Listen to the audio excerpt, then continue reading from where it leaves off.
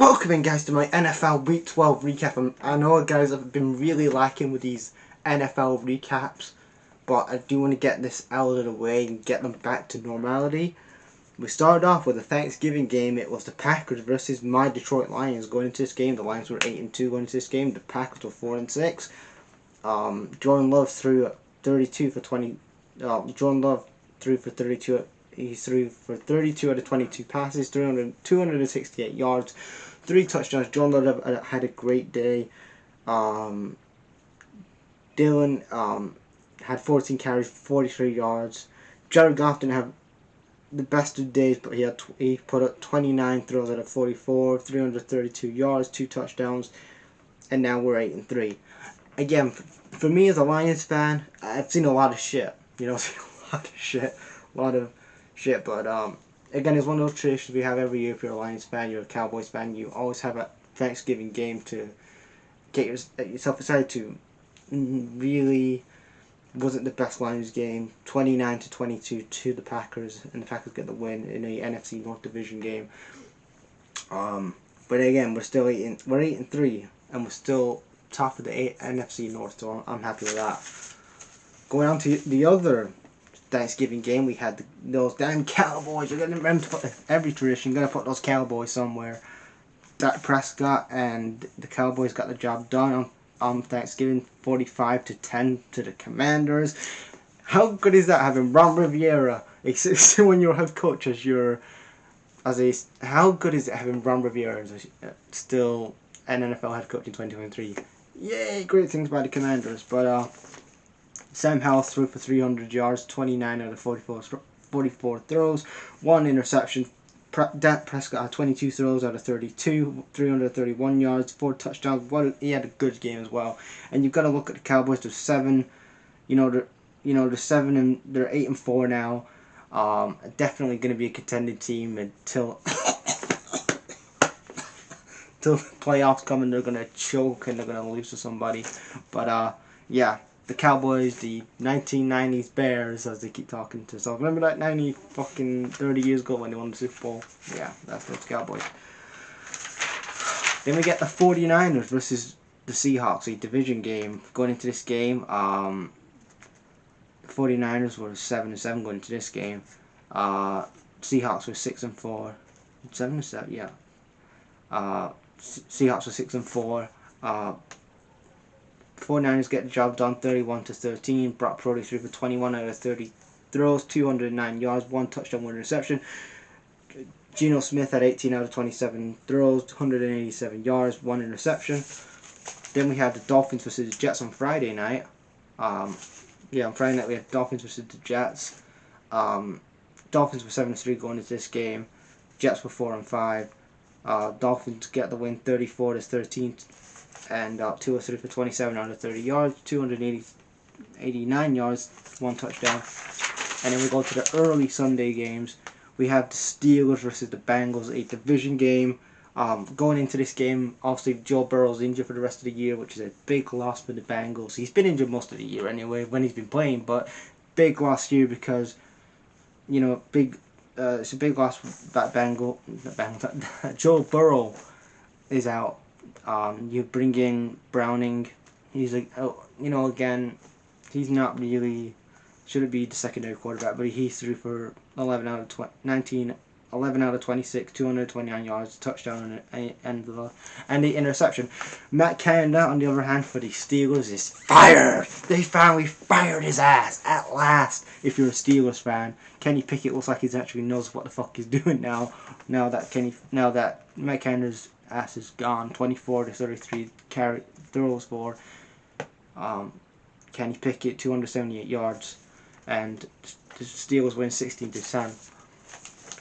Then we had the Patriots versus the Giants. I did a video about 2 weeks ago now saying how I think it's time for Belichick to retire. And again, it just proves my point in this game here on Sunday. It was a absolute dumpster fire. And again, if you're looking for people to tank this year, you're looking at the Patriots. They're down 2-9.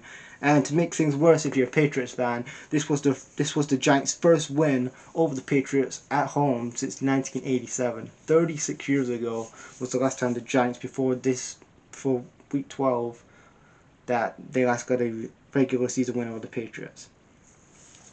And Tommy DeVito started as a quarterback. Tommy DeVito, the undrafted quarterback, 25-year-old undrafted quarterback, Tommy DeVito got an NFL win as a starting quarterback. Just let that sink in. That Bill Belichick let Tommy DeVito, a undrafted quarterback for the Giants, beat him on the early Sunday game.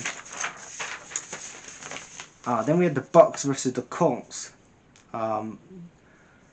Again, you're looking at the Bucks. They started off really well in the season. You know, Todd Bowles was doing a good job, and then you're looking at now. Is it time for him to be on the? He should probably be on the hot seat. What the fuck is he doing with this team? Baker Mayfield, 20 out of 30 throws, 199 yards, 2 touchdowns, 1 interception. Minshew had 24 throws out of 41. 24 to 41 throws, 251 yards, 1 interception, and the Colts win 20-27. And I'm really liking what the Colts are doing this year. They're now 6-5. They're doing pretty well this year.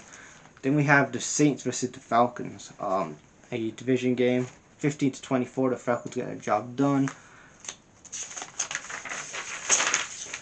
Then we have the Panthers versus the Titans.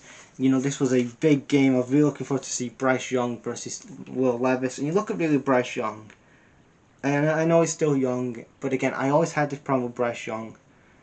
Much as people were rating him in the draft and the mock draft, saying, "Oh, he's the guy." Again, I look at that draft class from this past year. Anthony Richardson is a way versatile and way better quarterback than Bryce Young. C.J. Strauss has really shown that he is the guy in Houston. I don't care what anybody says, but how things have been going on in Houston. I know they lost this week, but how things have been going on. C.J. Strauss is the guy, and I'm really liking what him and DeMeco Ryan have been doing. And Will Levis, he got his chance a couple of weeks ago. I've really been impressed with what he's been doing. He should have been starting at week 1, but again, this is the Titans, they're a dumpster fire. But Bryce Young, he's 5'11", and I said this, like, he's going to get bullied by a lot of these defenses in the NFL. It's not like college. Again, it's going to be, it's going to be hard for him. But yeah, Frank Reich was fired as well yesterday. On Monday, I'm recording this on Tuesday, so yesterday Frank Reich was fired. And the Titans. Now the Panthers are now 1-10. Then we had the Jags versus the Texans, 24-21. Then we had the Ravens versus the Cardinals, 37-14. Keep that tank going, guys. Kyler Murray was back. It didn't fucking matter anyway because it's typical Kyler Murray, overrated ass. 25 out of 33 for Stafford, 229 yards, 4 touchdowns. He had a good game, Stafford, Sunday. 1 interception.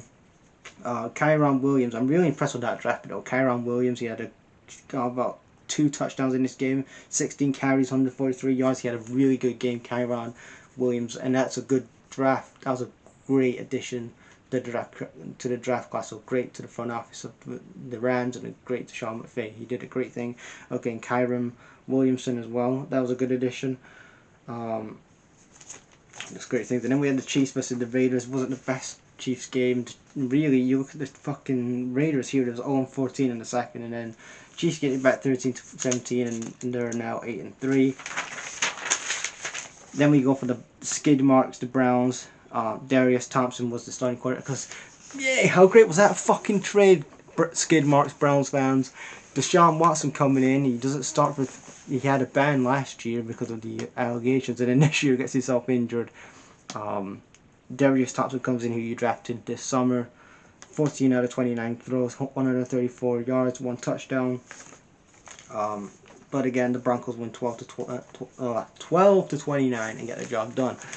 Then we go to the Bills versus the Eagles, the primetime game on Sunday, 34-37 in overtime, and Jalen Hurts and the Eagles get the job done. They're now 10-1. Yeah, let's say are they 10-1? Yeah, they are 10-1. I better check. I said they were 10-1. Yeah, 10-1. They are 10-1 now. Then we had the other game a Monday night game. It was Bears football. It was the Browns, the Bears versus the Vikings again. Who the fuck in the NFL decided to have the fucking Bears on prime time? Yay, fucking great division. Fucking Matt Eberflus, fucking head coach, way over in his fucking. This fucking Eberflus is in way over his fucking head. The Bears get their job done anyway. Fucking put him up. Gutless fucking Getsy. Bears football bullshit. Gutless, this is fucking gutless Getsy. Fire Getsy. Fire Eberflus. Fire Brian Pauls. King fucking Pauls. King fucking Pauls. He won the draft. He traded for Montez Sweat a month ago. And fucking... that was a great addition, wasn't it? Fucking Montez Sweat came in, yay! And then you bring in Chase Claypool, the most fucking cap space for 2023 in that draft, and you have a bang average quarterback. Bears win 12-10, and that was my NFL Week 12 recap.